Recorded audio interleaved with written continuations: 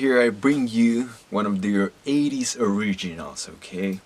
I mean, Metal Health was the album that started it all, you know?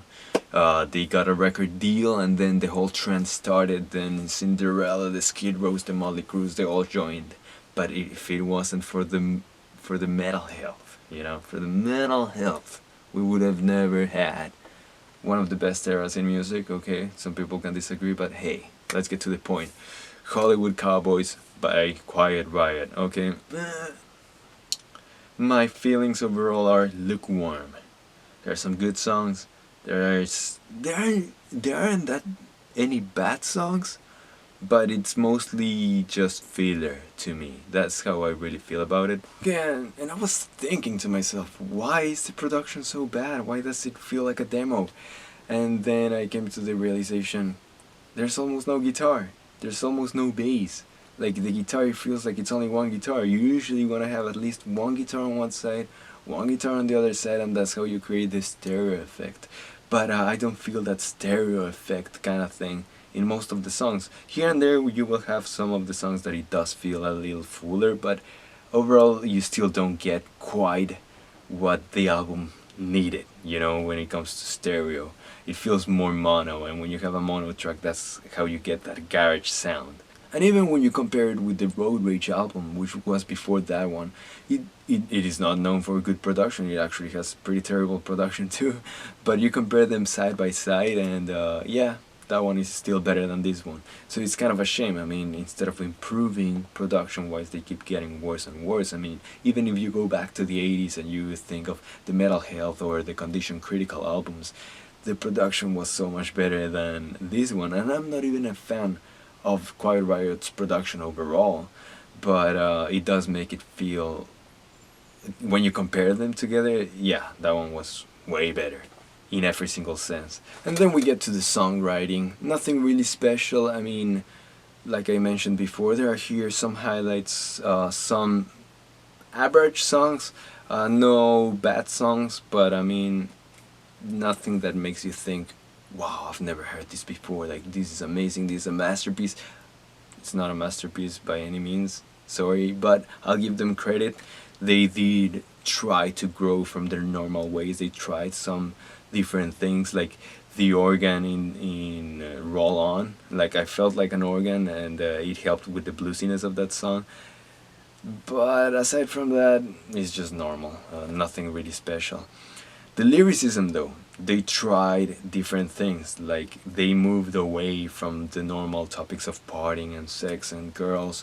Here and there we do have kind of like a sense of a relationship, whatever, but it's all more subtle, and they try to use smarter words and they try to do more metaphors, so I'm glad. And then when you combine it with Durbin's voice, when it comes to vocals and lyrics together, it fit. It was a good job, and I'm happy with that part of the album. And now this leads me to the vocals. Many people complain about the vocals of James Durbin. They say they don't fit, that he's not a good singer. How do you get that conclusion that he's not a good singer? I would agree though, that when you compare him, you know, to the old music of Quiet Riot, you had Kevin Dubrow, and he had more grit to his voice, more rawness to his voice, and then you have the smoother sound of James Durbin.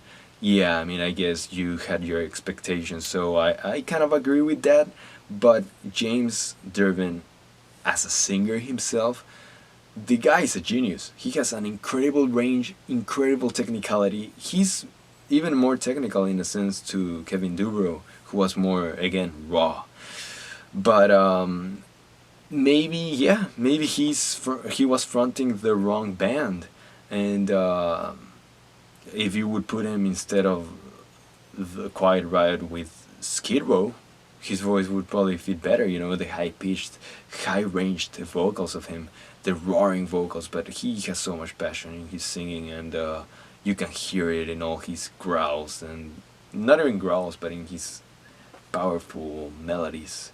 But props to him. I love the work that he put in, but yeah, I kind of agree he did not fit in with Quiet Riot, but there are some other glam metal bands that he would fit in just right.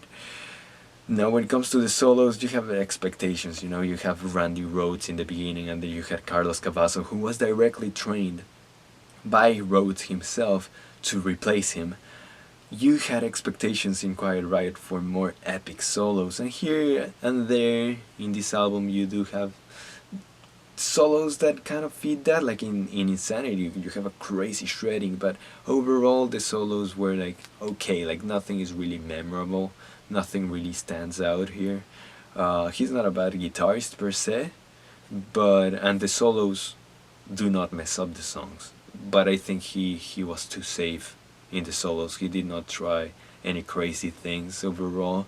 It could have been better when it comes to the solos, but it's not terribly bad. And now when it comes to the riffs, there are no memorable riffs really. Like I was thinking to myself, because usually in the beginning of the videos I put like a teaser, right? Like a little bit of one of the songs on the album. I was thinking for a long time what piece to play for the intro of this album review, because there weren't any really cool as riffs that I thought, like, you know, Youth Gone Wild's riff is like, it's so memorable and it's so cool and it's so catchy. We don't have any of that here, and that may be one of the biggest reasons why it feels so painfully average of an album. And last but not least, the highlights, because I don't want you guys to just go and think that there are no good songs here.